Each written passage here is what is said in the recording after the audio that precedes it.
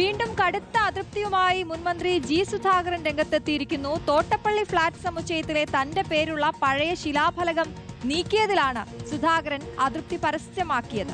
വികസന ചരിത്രം മറയ്ക്കുന്ന പ്രവണതയാണ് അമ്പലപ്പുഴയിലെന്നും സുധാകരന്റെ ഫേസ്ബുക്ക് പോസ്റ്റ്. മന്ത്രി പി രാജീവ് സന്ദർശിച്ചതിന് പിന്നാലെയാണ് വിമർശനം. ശരത് എസ് ഉണ്ട് വിവരങ്ങൾ നൽകാൻ. ശരത്ത്, ഫേസ്ബുക്കിലൂടെയാണ് അതൃപ്തി പരസ്യമാക്കിയിരിക്കുന്നത്. ഗുരുതരമായിട്ടുള്ള പരാമർശമാണ് അദ്ദേഹം ഉന്നയിക്കുന്നതെന്ന് മനസ്സിലാക്കുന്നു. വീണ്ടും ഒരു പോരിലേക്കാണോ?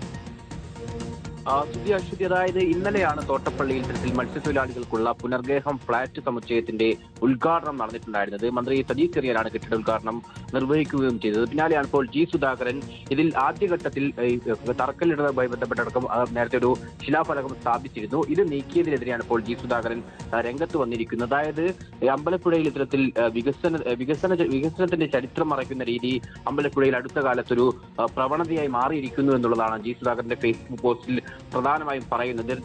ഈ ഫ്ളാറ്റ് സമുച്ചയത്തിൽ ആദ്യം ഉണ്ടായിരുന്ന ശിലാഫലകം മാറ്റിയ ശേഷം നിലവിൽ പുതിയ ശിലാഫലകം മന്ത്രി സജീവ് ചെറിയാന്റെ അടക്കം പേരും നിലവിലെ MLA എച്ച് സലാമിന്റെ അടക്കം പേര് വെച്ചുള്ള ശിലാഫലകം മാത്രമാണ് വെച്ചത്. സാധാരണഗതിയിൽ ഇത്തരം പുതിയ കെട്ടിടങ്ങൾ ഉദ്ഘാടന സമയത്ത് മുൻപ് ആരാണ് ഇതിന്റെ തറക്കല്ലിടൽ കർമ്മം ചെയ്തിട്ട് അവരുടെ പേര് കൂടി പരാമർശിക്കുന്ന ഒരു ശിലാഫലകം ഉണ്ടാകാറുണ്ട്.